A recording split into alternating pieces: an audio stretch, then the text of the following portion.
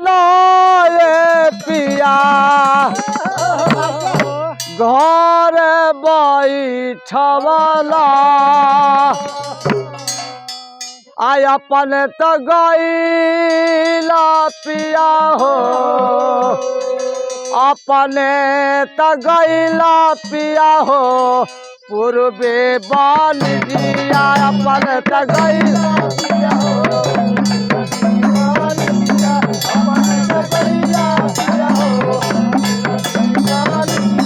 अपन दगैला पिया हो पूर्वे बाल जिया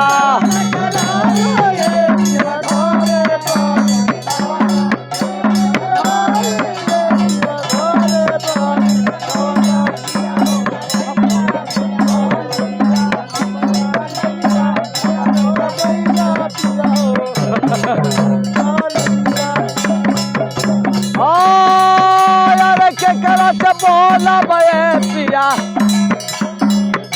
अरे के करा से बोला बे पिया के करा से हाथ बे पिया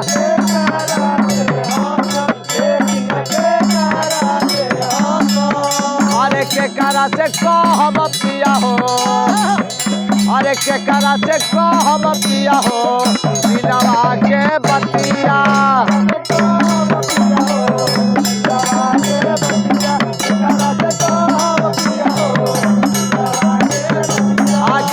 से कहब पिया हो दिलवा के बतिया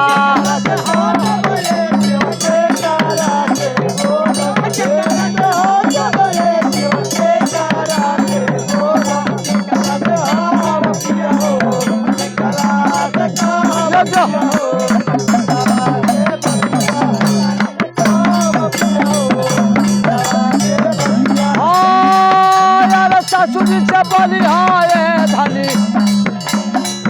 अरे ससुर से बोली हाय धनी नाला दो से हंसी हाय धनी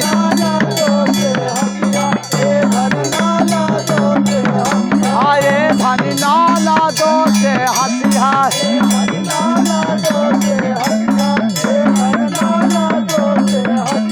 देवरा से कोई हा धनी हो अरे देवरा से कोई हा धनी हो दिलवा के बतिया